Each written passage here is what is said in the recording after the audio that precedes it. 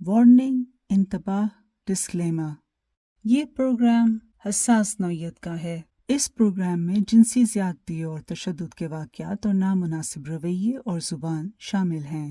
Programme دیکھنے یا سننے سے پہلے احتیاط اور ثوابدید کا مشورہ دیا جا رہا ہے۔ اگر آپ اس رپورٹ میں ڈسکس ہونے والے مسائل سے متاثر ہوئے ہیں تو اپنے مقامی ذہنی صحت اور قانون نافذ کرنے والے پیشہ ور افراد سے مدد حاصل کریں۔ یہاں یہ بتانا ضروری ہے کہ برٹش پاکستانی ایک اصطلاح ہے جو کہ پاکستانی نژاد لوگوں کے لیے استعمال ہوتی ہے جو برطانیہ کے شہری یعنی سٹیزنز اور یا پھر رہائشی یعنی ریزیڈنٹس ہو سکتے ہیں۔ دوسری بات جو اس پوڈیومنٹری کو دیکھنے یا سننے والوں کے لیے ضروری ہے وہ یہ ہے، برطانوی قانون کے تحت 18 سال سے کم عمر کے لوگ بچے ہوتے ہیں اور انہیں نابالغ تصور کیا جاتا ہے، یعنی ان کی دیکھ بھال کسی بالغ شخص کی ذمہ داری ہوتی ہے۔ بعض اوقات گھر کا ماحول بچوں کی پرورش کے لیے ناسازگار ہوتا ہے، ان کے ساتھ بدسلوکی ہو رہی ہوتی ہے یا وہ نیگلیکٹ یعنی غفلت کا شکار ہوتے ہیں، اور یا پھر ان کو ڈسیبلٹی یعنی ذہنی یا جسمانی معذوری کے باعث اسپیشلسٹ کیئر کی ضرورت ہوتی ہے۔ اس لیے ان 18 سال سے کم عمر بچوں اور کبھی کبھی 18 سال سے بڑی عمر کے لوگوں کو بھی چائلڈ کیئر ہومز یا چائلڈ سوشل سروسز میں ڈالا جاتا ہے۔ 10 فروری 2025 کو ڈیلی میل میں شائع ہونے والی روری ٹنگل کی رپورٹ میں حال ہی میں سزا پانے والے گلاسکو اسکاٹ لینڈ کے ایک گروہ کا ذکر ہے جس کے ارکان 13 سال تک کی عمر کے بچوں کے ساتھ جنسی زیادتی کرتے تھے۔ 2 خواتین اور 5 آدمیوں پر مشتمل اس گروہ نے 7 سال سے زیادہ عرصے کے دوران 3 بچوں کے ساتھ بدسلوکی کی، ریپ نائٹس منعقد کی اور انہیں ڈاگ فوڈ کھانے، منشیات اور شراب نوشی پر مجبور کیا۔ ان کے ڈرگ ڈین فلیٹ کو بیسٹی ہاؤس کہا جاتا تھا اور پڑوسیوں کو کچھ علم نہ تھا کہ اس فلیٹ میں کیا ہو رہا ہے۔ ان سفید فام کنوکٹڈ چائلڈ ابیوزرز میں سے کسی کے بیک گراؤنڈ یعنی وہ اسکاٹش ہیں، آئرش، ویلش یا انگلش ہیں یا یورپین ملک یا نسل سے ہیں کا میڈیا میں ذکر نہیں ہوا۔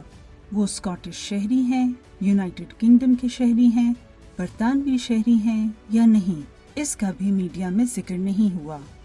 وہ جرم کا ارتکاب کرنے والے مجرم ہیں اور بس، اور اسکاٹ لینڈ کی تاریخ میں بچوں کے ساتھ جنسی زیادتی کرنے والے سب سے بڑے گینگز میں سے ایک ہیں۔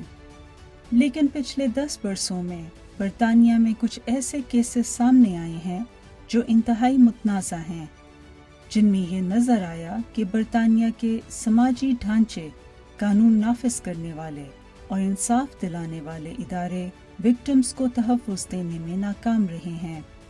ان کیسز کو بنیاد بنا کر انتہائی دائیں بازو کے لیڈرز، جماعتوں اور قدامت پسند میڈیا گروپس نے اینٹی امیگریشن ایکٹیویزم کو اور ہوا دی ہے۔ ان کیسز کو ایشین گرومنگ گینگز کے نام سے پہچانا جاتا ہے اور اس سیریز میں اس موضوع کے مختلف پہلوؤں کو دیکھا جائے گا۔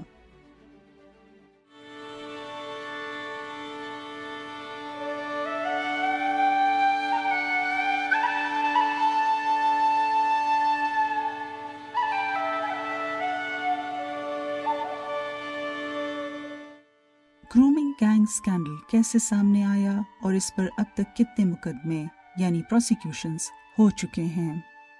مندرجہ ذیل ٹائم لائن بنیادی طور پر اسکائی نیوز آن لائن میں ایلیکس گلبرٹسن کی 8 جنوری 2025 میں دی گئی سٹوری سے لی گئی ہے، جس کا عنوان ہے grooming gangs scandal time line, کیا ہوا، کیا انکوائریاں تھیں اور سٹارمر کیسے ملوث تھے ایلون مسک کے الزامات کے بعد۔ اس ٹائم لائن میں اضافی معلومات B B C, the Guardian اور برطانیہ کی دیگر نیوز سائٹ سے جمع کی گئی ہیں۔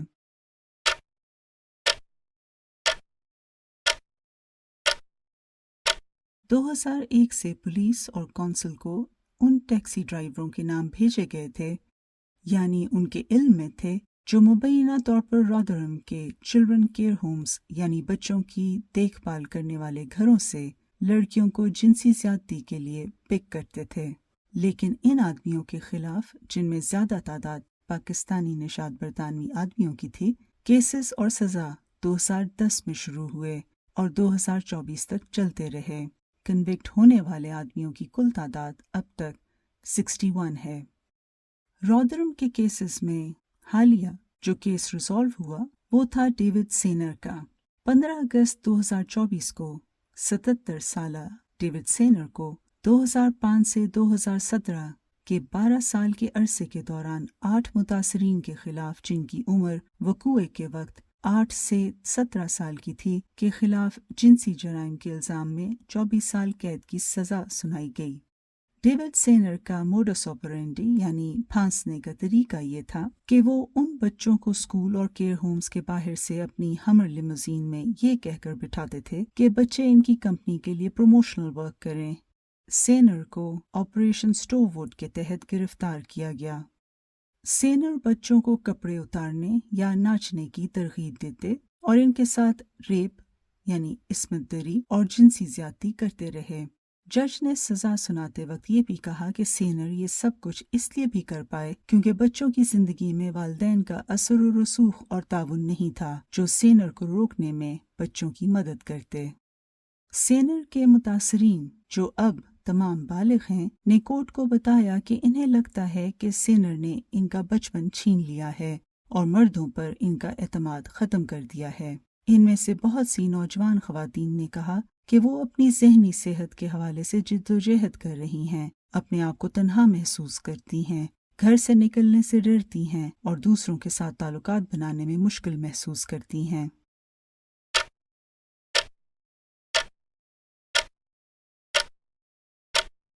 2004 بریڈفورڈ اور کیلی کی سوشل سروسز کے بارے میں چینل 4 کی ایک دستاویزی film Edge of the City, جس کی ڈائریکٹر اور پروڈیوسر اینا ہال ہیں، متنازع بن گئی کیونکہ اس میں یہ دعوے ہیں کہ بریڈفورڈ اور کیلی کے پسماندہ علاقوں میں نوجوان سفید فام اسکول جانے والی لڑکیوں کو جنسی تعلقات کے لیے تیار کیا جا رہا ہے مردوں کے ذریعے، جن میں سے زیادہ تر برطانوی ایشین یعنی پاکستانی نژاد برطانوی ہیں۔ اس ڈاکیومنٹری کی ریلیز میں تاخیر ہوئی کیونکہ اس کی نشریات انتخابات کے موسم میں اسکیجول ہوئی تھی اور پولیس فورسز نے متنبہ کیا ہے کہ اس سے نسلی کشیدگی بڑھ سکتی ہے۔ اس ڈاکیومنٹری کو آخرکار 3 ماہ کے بعد دکھایا گیا۔ 9 اگست 2004 کو پبلش ہونے والی اینتھنی ایم ملنس کی سٹوری، جو کہ دی گارڈین میں پبلش ہوئی تھی، میں فلم کی پروڈیوسر اور ڈائریکٹر اینا ہال نے اس بات کے دکھ کا اظہار کیا کہ رائٹ ونگرز نے ان کی ڈاکیومنٹری کو ہائی جیک کر لیا اور اس فلم کو پولیٹیکل پروپیگنڈا اور ریسسٹ کہا گیا۔ انہوں نے دی گارڈین کو بتایا کہ انہوں نے 4 کیسز پر فوکس کرنے کا فیصلہ کیا جو کہ فلم میں شامل ہیں، جن میں سے ایک کیس کیرولائن اور کیتھ ایک معذور جوڑے کا ہے جسے مقامی بچوں سے ہراساں ہونے سے بچنے کے لیے 8 سالوں میں 8 بار نقل مکانی کرنی پڑی۔ دوسرا کیس میتھیو، ایک سفید فام نوجوان جس کے نام پر 96 جرائم ہیں، کی زندگی پر ہے، جو عمر نامی سماجی کارکن کے ساتھ کام کرنے کے بعد بدل جاتا ہے اور ملکہ، ایک مخلوط نسل کی لڑکی سے محبت کرتا ہے۔ اس فلم میں شامل تیسرا کیس ایرک، ایک 83 سالہ پینشنر کی زندگی پر ہے جو اولڈ ایج میں بھی اپنی آزادی برقرار رکھنا چاہتا ہے۔ چوتھا اور آخری کیس وہ ہے کہ جس میں 2 سفید فام مائیں یہ الزام لگاتی ہیں کہ ان کی نوجوان نوعمر بیٹیوں کی سیکشول گرومنگ اور جنسی زیادتی ہوئی ہے، اور یہی وہ کیس تھا کہ جس سے یہ ڈاکیومنٹری فلم متنازع بن گئی۔ اینا ہال نے اینتھنی ملنس کو بتایا، کوٹ، ہم اس مسئلے کی تلاش نہیں کر رہے تھے۔ وہ کہتی ہیں، یہ سامنے آتا رہا۔ سماجی کارکنوں نے کہا، آپ یہ کہانی نہیں کر سکتے کیونکہ یہ بہت مشکل ہے۔ بہت مشکل سے ان کا کیا مطلب تھا؟ نسلی طور پر بہت حساس، انکوٹ۔ جن سماجی کارکنوں سے اینا ہال نے بات کی وہ مایوس تھے اور خوفزدہ بھی کہ اگر اوپنلی بات کی تو تشدد کا نشانہ بن سکتے ہیں۔ یہی ڈر ماؤ کو بھی تھا۔ ان ماؤں اور لڑکیوں کا دعویٰ تھا کہ بریڈفورڈ کی ایشیائی کمیونٹی کے مرد 11 یا 12 سالہ اور اس سے زائد عمر کی لڑکیوں کو نشانہ بنا رہے ہیں، انہیں اپنی گاڑیوں میں لے جا رہے ہیں اور انہیں شراب اور تحائف دے رہے ہیں۔ لڑکیاں یہ سوچتی ہیں کہ مرد ان سے محبت کرتے ہیں، اس کے بعد انہیں ہیروئن اور کریک کوکین اور ڈیٹ ریپ کی دوائیں دی جاتی ہیں، اندام نہانی اور مقاد میں عصمت دری کی جاتی ہے، اور بعض صورتوں میں اغوا اور اس کے بعد اجتماعی عصمت دری بھی کی جاتی ہے۔ جہاں لڑکیوں کی عمر 13 سال سے زیادہ ہے، پولیس اس وقت تک کارروائی کرنے سے قاصر ہے جب تک کہ وہ خود شکایت نہ کریں۔ بہت سی لڑکیاں یا تو یہ نہیں سوچتی یا انہیں یہ لگتا ہی نہیں کہ ان کے ساتھ زیادتی ہو رہی ہے، یا وہ اتنی زیادہ نشے میں ہوتی ہیں کہ وہ واضح طور پر یاد نہیں کر پا رہی ہیں کہ کیا ہوا ہے، یا وہ اس بات سے خوفزدہ ہیں کہ اگر وہ بولیں تو ان کا اور ان کے خاندانوں کا کیا ہوگا۔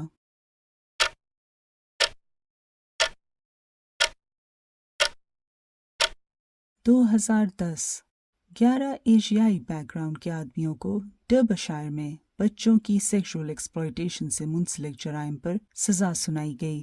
ان میں سے 9 افراد کو آپریشن ریٹریور کے نام سے خفیہ تفتیش انڈر کور انویسٹیگیشن کے تحت پکڑا گیا۔ 26 متاثرین میں سے سب سے کم عمر 13 سال کی لڑکی کی تھی۔ برطانوی قانون کے تحت آخری سزا کے بعد رپورٹنگ کی پابندیاں ہٹا دی جاتی ہیں، اس لیے یہ کیس اختتام کے بعد ہی نیوز میڈیا میں رپورٹ ہوا۔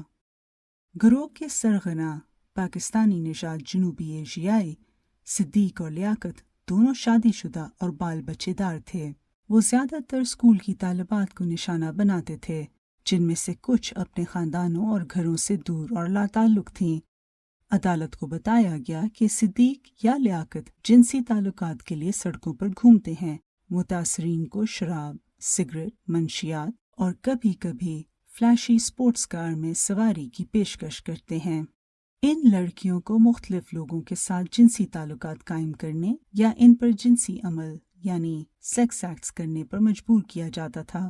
اس گروہ کی تفصیل 7 جنوری 2011 کو ٹام سمنز کی BBC کی رپورٹ، جس کا عنوان ہے ring leaders of Derby sex abuse grooming gang jailed, سے لی گئی ہے۔ اس گروپ میں اکشے کمار نام کا ایک 38 سالہ شخص شامل تھا، جس نے 18 سال سے کم عمر کے ایک انسان کو پورنوگرافی میں ملوث کرنے کے جرم پر گلٹی پلیڈ کیا۔ اس کیس میں ڈربشائر پولیس کی ڈیٹیکٹو سپرنٹینڈنٹ ڈیبی پلیٹ نے کیس کے اختتام پر کہا کہ یہ لڑکیاں پیار، محبت اور سپورٹ کی متلاشی تھیں، اور ان کا خیال تھا کہ یہ آدمی ان کو یہ دے سکیں گے، لیکن ان کو ریپ، ابیوز اور ہراساں کیا گیا۔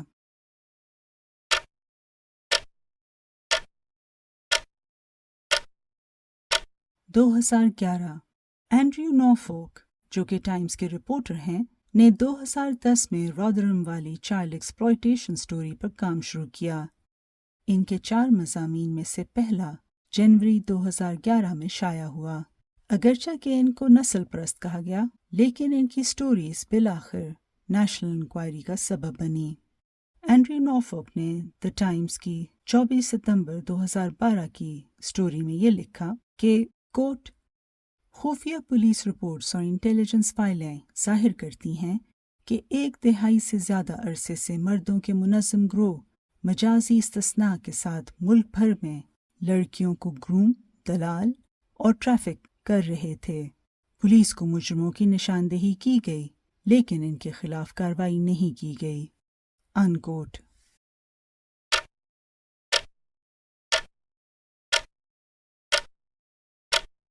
2011 میں ہی ہڈرسفیلڈ میں ایک گرومنگ گینگ کے ذریعے زیادتی کا نشانہ بننے والی لڑکی ایک جج کو اپنے ساتھ ہونے والی زیادتی کے بارے میں ایک خط لکھتی ہے، لیکن کچھ نہیں ہوا۔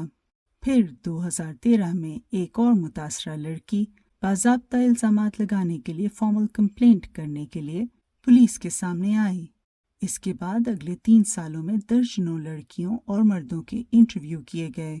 متاثرین اور ان کے اہل خانہ نے بتایا کہ انہوں نے بارہا پولیس اور حکام کو ابیوز کے بارے میں بتایا، لیکن کچھ نہیں ہوا۔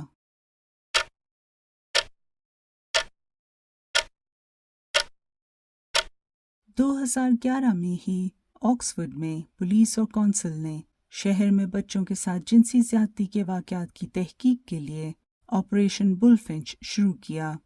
پہلی سزائیں مئی 2013، پھر 2015، 2016، 2019، اور 2020 میں ہوئیں۔ قانونی وجوہات کی بنا پر 1 دہائی پر محیط ان 6 ٹرائلز کے درمیان کنیکشن یا ان کی کوئی ڈیٹیل آخری عدالتی کیس کے اختتام تک رپورٹ نہیں ہو سکی، اور ان کیسز کے نتیجے میں 21 مردوں کو، جن میں زیادہ تر پاکستانی نژاد برطانوی شہری تھے، کو 18 متاثرین کے خلاف 90 کی دہائی کے آخر سے 2000 کی دہائی کے آخر تک کیے گئے جرائم کی سزا سنائی گئی۔ 13 مارچ 2020 کو مائیکل ریس کی سٹوری BBC نیوز پر شائع ہوئی۔ اس میں آپریشن بلفنچ کے آغاز کی بنیاد کی تفصیل بتائی گئی۔ 2011 آکسفورڈ۔ تقریباً 1 سال سے ڈیٹیکٹیوز کو لڑکیوں کے غائب ہونے کی اطلاعات موصول ہو رہی ہیں، جن میں سے کچھ 13 سال کی ہیں۔ کچھ دنوں میں واپس آ کر وہ کسی کو یہ بتانے سے انکار کر رہی ہیں کہ وہ کہاں تھیں۔ بعض اوقات وہ زخمی ہوتیں، خون بہہ رہا ہوتا اور نیم برہنہ ہوتیں۔ جب detective inspector Simon Morton police briefing room میں بیٹھے اور ایک سفید تختے پر لکھے مشتبہ افراد کے ناموں کو گھور رہے تھے، تو ان کو احساس ہوا کہ وہ پولیس بریفنگ روم میں ایک سفید تختے پر لکھے مشتبہ افراد کے ناموں میں محض جنسی شکاریوں یعنی سیکشول پریڈیٹرز کی لسٹ کو نہیں دیکھ رہے، بلکہ وہ ایک انتہائی منظم جرائم پیشہ گروہ کو دیکھ رہے ہیں۔ اس منظم گروہ میں گرومنگ کا کام کرنے والے تھے، رنرز کام چلانے نکالنے والے، اور انفورسرز یعنی حکم کے نفاذ کرنے والے تھے۔ اس گروہ کی مدد کرنے والے ایسے دوست اسٹیٹ ایجنٹ بھی تھے جنہوں نے ایسی پراپرٹیز تک رسائی دی ہوئی تھی جہاں گینگ کے متاثرین کو ابیوزرز کے مالی فائدے کے لیے پمپ آؤٹ کیا جاتا تھا۔ گینگ کے نوجوان ارکان دکانوں اور پارکوں کے باہر لڑکیوں کے گزرتے ہوئے ان سے باتیں کرتے رہتے۔ ڈس فنکشنل یعنی غیر فعال گھروں سے تعلق رکھنے والے ان بچوں کے ساتھ بالغوں جیسا سلوک کیا جاتا، انہیں منشیات اور شراب فراہم کی جاتی۔ ایک جج نے کہا کہ انہیں تعلق اور عزت کا احساس دیا جاتا۔ گینگ کی گرفت ایسی تھی کہ جب ایک لڑکی کو اجتماعی زیادتی کے بعد برہنہ اور اکیلا چھوڑ دیا گیا تو اس نے مدد کے لیے فون گینگ کے ممبر کو ہی کیا، نہ کہ سماجی کارکن یا پولیس کو۔ ڈیٹیکٹیوز کے لیے سوال یہ تھا کہ اگر لڑکیوں میں سے کوئی بھی لاپتہ ہونے کی اطلاع کے بعد سوشل سروسز اور پولیس کے ساتھ تعاون نہیں کرے گی تو ان کے ساتھ زیادتی کرنے والوں کو کیسے روکا جا سکتا ہے۔ ڈیٹیکٹیو انسپکٹر سائمن مورٹن کی ٹیم نے ایک حربہ یہ استعمال کیا کہ وہ کچھ متاثرین کے والدین سے رضامندی حاصل کرتے تھے کہ وہ لڑکیوں کے انڈرویئرز لے کے DNA ٹیسٹ کروائیں تاکہ یہ معلوم کرنے کی کوشش کی جائے کہ ان کے ساتھ جنسی زیادتی کون کر رہا ہے۔ ڈیٹیکٹیو انسپکٹر نے BBC کی رپورٹ میں بتایا کہ کوئی بھی وکٹم سامنے نہیں آیا۔ پہلے ہمیں متاثرین کو تلاش کرنا تھا اور پھر مجرموں کو تلاش کرنا تھا۔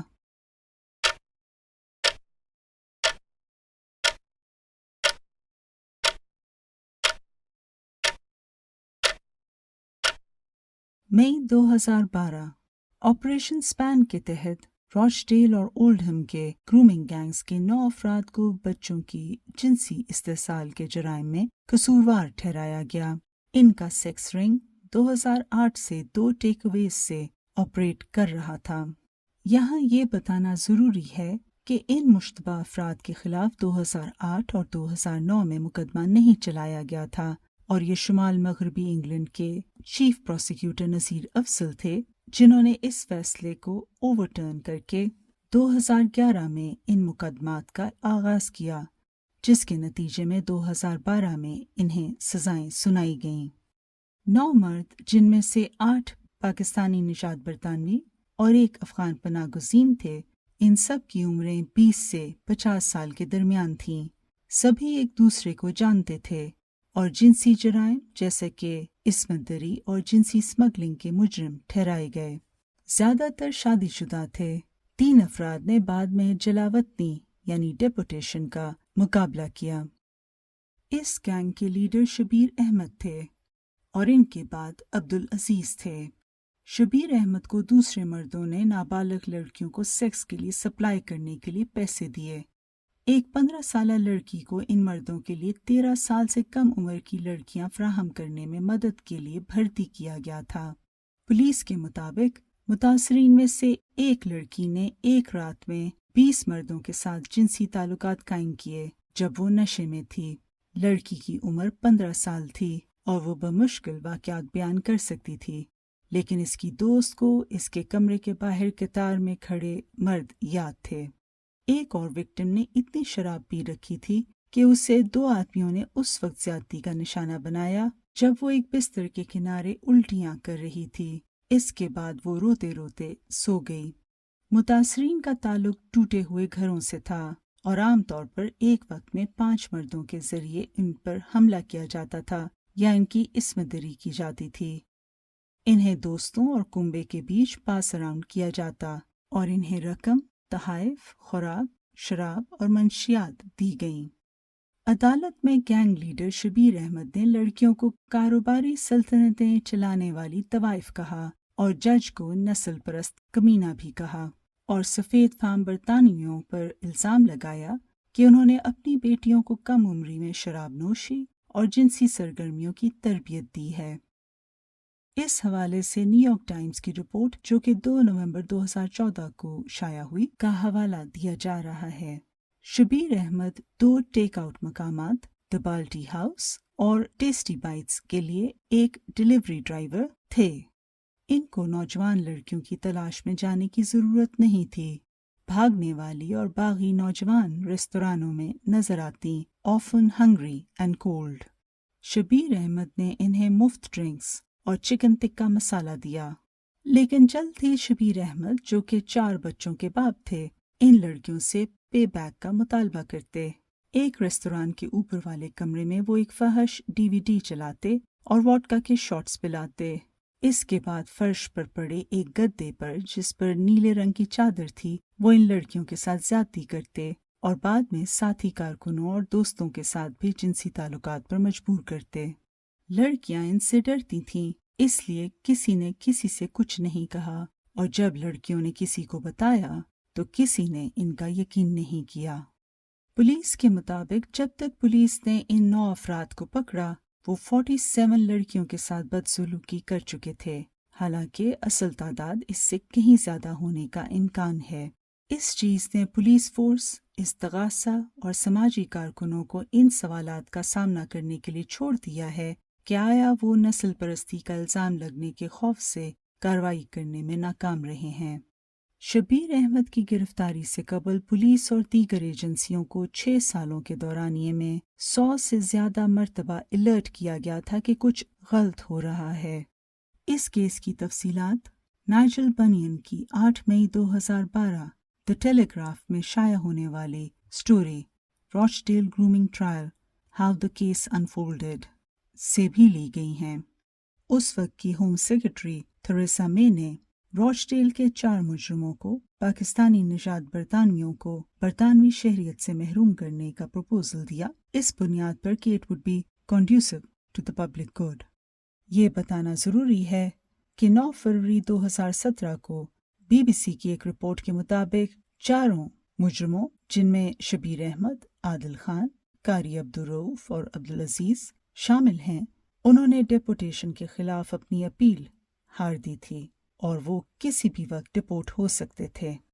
4 मुजरिमों ने अपनी पाकिस्तानी शहरियत रिनाउंस कर दी यानी ख़त्म कर दी, जिसके बाद वो स्टेटलेस करार पाए। इन 4 में से शबीर अहमद 22 साल की जेल में सज़ा काट रहे हैं। 2025 तक इन 4 में से 3 जेल से बाहर आ चुके हैं। स्टेटलेस होने के बाद किसी भी इंसान को डिपोर्ट नहीं किया जा सकता क्योंकि ये European convention on human rights के खिलाफ होगा। द सन के रिपोर्टर जेमी फिलिप्स ने 7 जनवरी 2025 की रिपोर्ट में बताया कि कारी अब्दुल रऊफ अभी भी रॉचडेल में एक 3 बेडरूम के सेमी डिटैच्ड हाउस में रह रहे हैं। उन्होंने अपनी 6 साल की सज़ा में से 3 साल काटे और फिर बाहर आ गए।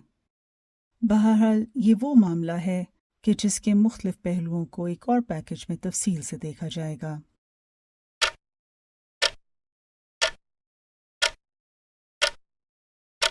2013 में रॉचडेल के एरिया से 5 और आदमी ऑपरेशन रूथ के तहत जेल गए। 20 दिसंबर 2013 को स्काई न्यूज़ ऑनलाइन के लिए निक मार्टिन की स्टोरी के मुताबिक मुतासरा लड़की की उम्र एक्सप्लॉयटेशन के वक्त 15 साल की थी।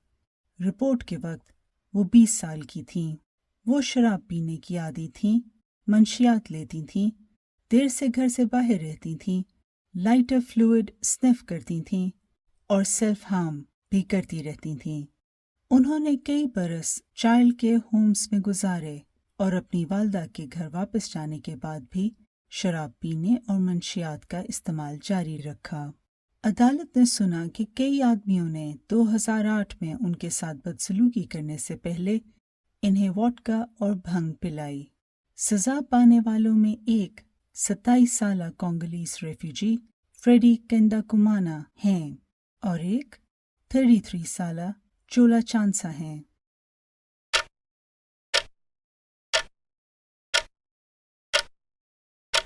मई 2013 टेलफोर्ड के इलाके में ये बात सामने आई कि 7 आदमियों को बच्चों के जिनसी इस्तेसाल के मुकदमात में सजा हो गई है। मुतासरीन में 13 से 16 साल की 4 लड़कियां शामिल हैं। ऑपरेशन चालस में बिलाखिर 100 से ज्यादा मुतासरीन और 200 के करीब मुश्तबा मुजरिम शामिल थे। टेलफोर्ड पुलिस ने कैमरों को तफ्तीश और तहकीकात की फिल्मबंदी शुरू करने की इजाज़त दी। फिल्म मेकर एना हॉल की तीसरी documentary the Hunt for Britain's sex gangs, जो कि चैनल 4 के डिस्पैचेस प्रोग्राम में दिखाई गई, वो इसी मौजू पे थी। –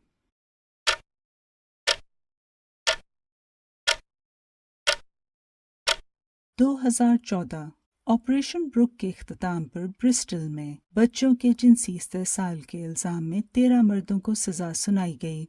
तमाम मर्द सोमाली निजात या नस्ल से हैं। इनमें से अक्सर 20 की उम्र के अवाइल में हैं। मुतासरीन में 13 साल तक की कम उम्र लड़की भी शामिल है। मुतासरीन, जिनमें से कुछ मकामी अथॉरिटी की देखभाल में थीं, को इनके बदसलूकी करने वालों ने तैयार किया, यानी ग्रूमिंग की, और इनको अक्सर पैसों के लिए पास अराउंड किया, यानी पिम्प आउट किया, और इनके साथ घरों, पार्कों और एक होटल में ज्यादती की। एक लड़की मुतासरा ए का जिनसी इस्तेहसाल किया गया जब ब्रिस्टल के बाहर एक मकामी अथॉरिटी ने इसे 16 साल की उम्र में शहर के एक पसमानदा मोहल्ले में एक फ्लैट में अकेला रखा। हालांकि इसकी जज्बाती नशोनुमा 3 साल के बच्चे जैसी डिस्क्राइब की गई थी। इस फ्लैट में पहुंचने के चंद घंटों के अंदर इसे मनशियात फरोशों ने देखा, जिन्होंने इसके नए घर में एक अड्डा कायम किया और हेरोइन और कोकेन फरोख्त करने से पहले इसे जखीरा करने और तैयार करने के लिए इसके फ्लैट को एक सेफ हाउस के तौर पर इस्तेमाल किया और इसे जिस्म फरोशी के काम पर मजबूर किया। गैंग के एक मेंबर ने इसके दलाल के तौर पर काम किया। जब वो मर्दों के साथ जिनसी ताल्लुक करती थी तो वो मुहाफिज बनकर कमरे के बाहर खड़ा होता। ये लड़की, विक्टिम ए और गैंग का ये मेंबर मिलकर 5 या 6 क्लाइंट से रोजाना 300 पाउंड तक कमा लेते थे। विक्टिम ए को अपने साथ ज्यादती करने वाले चंद आदमी अच्छे लगने लगे, जो कि दर हकीकत एक वल्नरेबल अकेली लड़की जो कि जहनी तौर पर फुली डेवलप नहीं थी को एक्सप्लॉइट कर रहे थे। विक्टिम ए ने कहा कि वो मर्दों को खुश करने में खुश थी और इसे लगा कि जैसे वो किसी चीज का हिस्सा बनी, यानी उसे एक सेंस ऑफ बिलोंगिंग मिला। जरूरी है कि यहाँ पे ये अमर क्लियर किया जाए कि अब्यूज के विक्टिम्स आमतौर पर अपने अब्यूजर से आइडेंटिफाई करने लगते हैं और यही कुछ हाल विक्टिम ए का भी था। कई महीनों तक बदसलूकी जारी रही, अगरचे कि विक्टिम ए ने देखभाल करने वाले कारकुनों यानी केयर वर्कर्स को बताया कि क्या हो रहा है, लेकिन कुछ ना हुआ।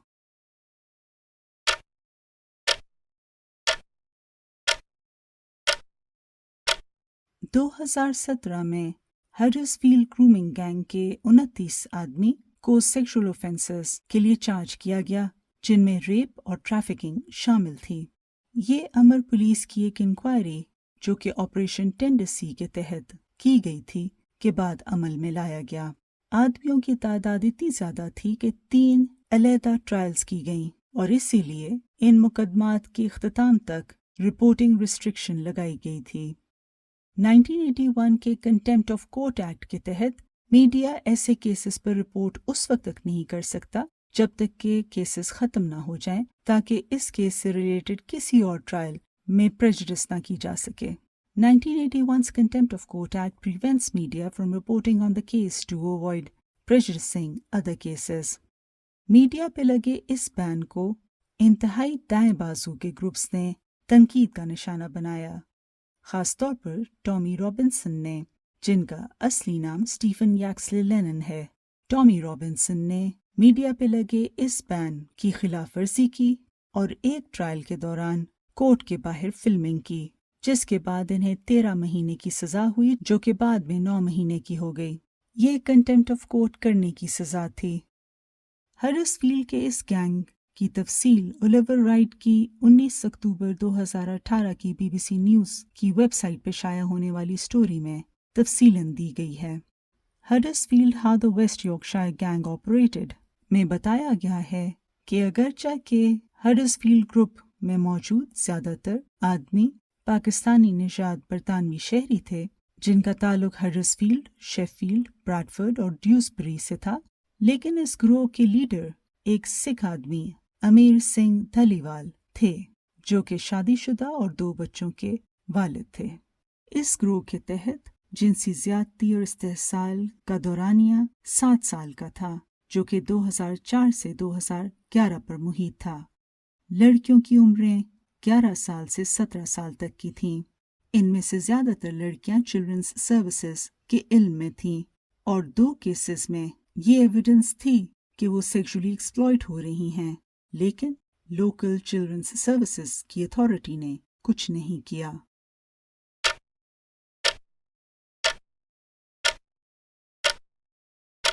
2018 20 آدمی، جن میں سے زیادہ تر کی تعداد پاکستانی نژاد برطانویوں کی ہے اور جو کہ ہڈرسفیلڈ چائلڈ سیکشل ابیوز رنگ کا حصہ تھے، کو 15 لڑکیوں کے خلاف جنسی زیادتی اور استحصال کے جرائم پر کنوکٹ کیا گیا۔ UK میں جنسی جرائم پر کنوکٹ ہونے والا یہ گروپ سب سے بڑا تھا۔ 2023 تک 42 مین اس گروپ میں سے کنوکٹ ہو چکے ہیں۔ –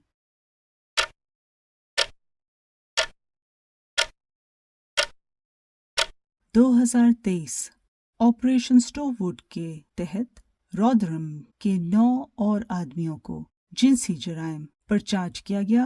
ان میں سے زیادہ تر جرائم 2003 سے 2008 کے دورانیے میں کی گئیں۔ 2024 آپریشن سٹور ووڈ کے تحت رودرم سے 11 اور آدمیوں کو لڑکیوں کی زیادتی کرنے کے جرائم میں کنوکٹ کیا گیا۔ یہاں یہ بتانا ضروری ہے کہ روچڈیل، رودرم اور ٹیلفورڈ کے ایریاز کے گرومنگ گینگز کی میڈیا میں بہت ایکسٹینسولی کوریج ہوئی بنسبت 2010 میں ہوئی اس کنوکشن کے، جو کہ کارنوال کے کیمپون ایریا کے سفید فام آدمی اور ایک خاتون کی ہوئی، جنہوں نے 30 بچوں کی زیادتی اور استحصال کیا، جن میں سے ایک بچے کی عمر 5 سال تھی۔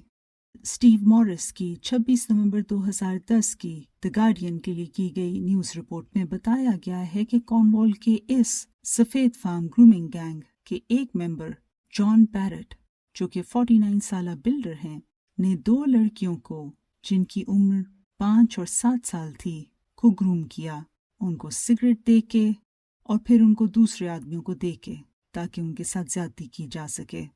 پولیس نے جان بیرٹ کو دسمبر 2007 میں اریسٹ کیا تھا۔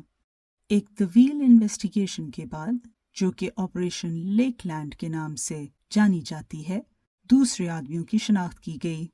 متاثرین نے آفیسر سے بات کی، لیکن ان تحقیقات کی تفصیل صرف اس وقت رپورٹ ہوئی جب اس گروہ کے 6 آدمی 54 سال کے جیمز میچن، جو کہ کچن فٹر تھے، کی کنوکشن نہیں ہو گئی۔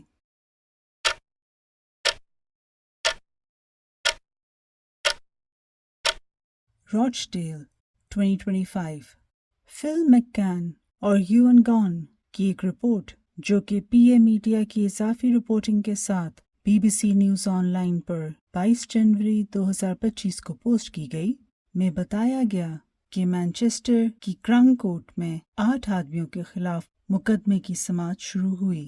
BBC کی رپورٹ میں ان کی شناخت ایشیائی آدمیوں کے طور پر کی گئی ہے: محمد زاہد، کاشر بشیر، مشتاق احمد، روحیس خان، محمد شہزاد، نثار حسین، نعیم اکرم اور عرفان خان نے اپنے اوپر لگائے گئے تمام الزامات کی تردید کی ہے۔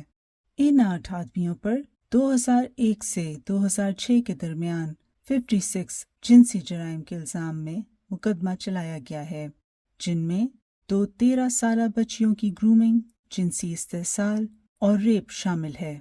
ان پر الزام ہے کہ انہوں نے دونوں لڑکیوں کو جنسی غلام کے طور پر 5 سال استعمال کیا۔ جیوری کو بتایا گیا کہ لڑکیوں کو راچڈیل مارکیٹ کے تاجر محمد زاہد کی سربراہی میں گروہ کے درمیان جنسی تعلقات کے لیے پاس اراؤنڈ کیا گیا۔ زاہد، جو اب 64 سال کے ہیں، واحد مدعی علیہ ہیں جن پر دونوں لڑکیوں اے اور بی کے ساتھ عصمت دری اور جنسی زیادتی کا الزام ہے۔ یہ دونوں لڑکیاں ایک دوسرے کو نہیں جانتی تھیں۔ پروسیکیوٹر نے عدالت کو بتایا کہ زاہد انڈر ویئر کا سٹال چلاتے تھے اور انہیں باس مین یا نکر مین کے نام سے جانا جاتا تھا۔ ان کے شریک ملزمان یا تو راچڈیل مارکیٹ میں کام کرتے تھے اور یا پھر ٹیکسی ڈرائیور تھے۔ پروسیکیوٹر کے مطابق 13 سال کی عمر سے جن لڑکیوں اے اور بی کو نشانہ بنایا گیا تھا، وہ بڑی عمر کے آدمیوں کے استحصال کا آسان شکار تھیں، کیونکہ وہ اس توجہ کی خواہش رکھتی تھیں جو ان کی گھریلو زندگی اور خاندان فراہم نہیں کرتے تھے۔ لڑکی اے اپنی والدہ کے ساتھ رہتی تھیں، لیکن ان کی کوئی حقیقی گھریلو زندگی نہیں تھی جو انہیں تحفظ دے سکے، اور لڑکی بی 7 سال کی عمر سے چائلڈ کیئر سروسز کی دیکھ بھال میں تھیں۔ لڑکیوں سے توقع کی جاتی تھی کہ وہ ان آدمیوں اور دیگر لوگوں کے ساتھ کسی بھی وقت اور کسی بھی جگہ جنسی تعلقات قائم کریں۔ عدالت کو بتایا گیا کہ ان کے ساتھ غلیظ فلیٹوں اور گندے گدوں پر اور گاڑیوں، کار پارکوں، گلیوں اور غیر استعمال شدہ گوداموں میں جنسی تعلق قائم کیے گئے۔ پروسیکیوٹر کے مطابق غیر محفوظ جنسی تعلقات معمول کی بات تھی اور لڑکیوں سے جھوٹ بولا گیا کہ مسلمان مردوں کے لیے پروٹیکشن ڈیورنگ سیکس استعمال کرنا منع ہے۔ اس کیس کو چلے 1 ہفتہ ہی ہوا تھا کہ BBC نیوز کی 28 جنوری 2025 کی رپورٹ کے مطابق 1 ہفتے بعد جیوری کو قانونی وجوہات کی بنا پر فارغ کر دیا گیا۔ مقدمے کی سماعت کے لیے ایک نئی جیوری کا انتخاب کیا جائے گا۔ توقع ہے کہ نیا مقدمہ 3 ماہ تک چلتا رہے گا۔